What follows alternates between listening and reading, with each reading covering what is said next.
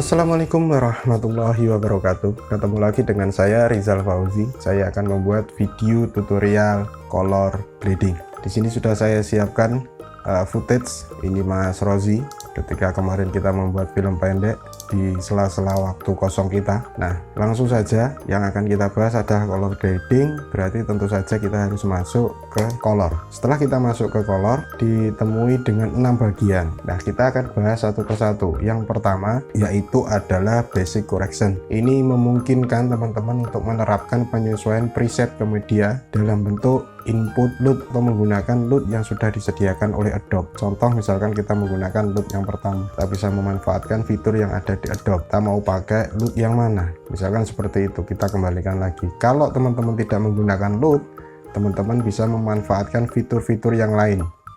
Mulai dari temperatur, teman-teman mau dibuat seperti apa kesan dalam video tersebut, ke hijau-hijauan atau ke kuning-kuningan. Kemudian selanjutnya di bawah ada exposure untuk menerangkan, selanjutnya ada kontras, ini untuk menajamkan, kemudian highlight ini untuk mencerahkan, selanjutnya shadow, mau kita buat seperti apa gambar tersebut. Ada lagi white, ini mau dibuat putih atau bagaimana. Kemudian di bawahnya ada black, kalau kita turunkan maka warnanya akan semakin hitam, semakin kesini berarti semakin putih untuk saturasi, kepekatan dari gambar tersebut. Di bawahnya ada kreatif. Di kreatif ini juga teman-teman bisa menggunakan beberapa fitur yang disediakan oleh Adobe. Contoh misalkan kita gunakan yang pertama, tinggal teman-teman mau menggunakan fitur yang mana. Kemudian ada faded film, ini biasanya digunakan untuk film-film.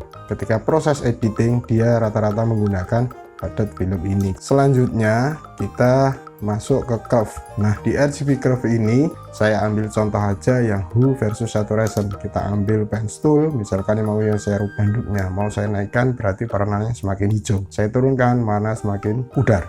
Yang lain juga sama. Ini ada juga color wheels. Bagian ini memberikan kontrol 3, yaitu adalah shadow, midtone, dan juga highlight. Ini mau teman-teman gunakan seperti apa. Kemudian ada HSL secondary.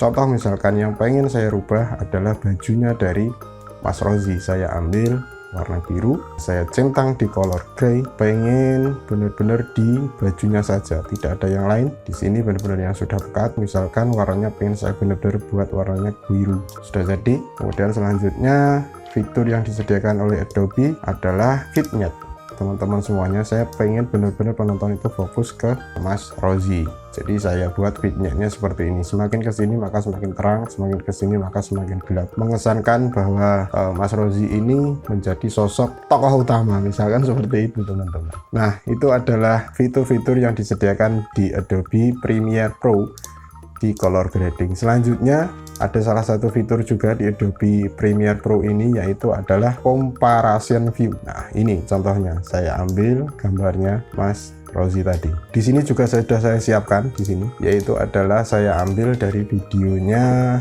Kak KN Desa Penari, kakek-kakek ini. Saya pengen Mas Rozi mirip dengan kakek-kakek ini, hanya mirip, tidak bisa sama ya. Untuk warnanya tentu saja, untuk grading warnanya teman-teman tidak perlu ribet lagi. Ada salah satu fitur yang mudah untuk digunakan, yaitu comparison view. Kembali ke color, kemudian kita masuk ke color wheels, kita klik di sini ada comparison view, kita klik. Ini sudah muncul 2 gambar. Kita pengen bahwa Mas Rozi ini mirip dengan kakak yang ada di sini. Untuk warnanya tinggal kita klik di sini, apply match. Tentu saja nggak bisa sempurna teman-teman semuanya, karena pencahayaan juga sangat berpengaruh. Tinggal kita rubah-rubahnya nanti di sini. Nah, terima kasih teman-teman, kurang lebih seperti itu yang bisa saya sampaikan di video tutorial kali ini. Ada beberapa hal yang perlu diperhatikan, bahwa color grading itu tidak harus semuanya dirubah. Ini hanya sekedar contoh. Color grading nggak harus semuanya fitur ini digunakan, tergantung dari sesuai dengan kebutuhan masing-masing, kesan apa yang pengen disampaikan di dalam video tersebut. Terima kasih teman-teman semuanya, sampai ketemu lagi nanti di video-video saya selanjutnya.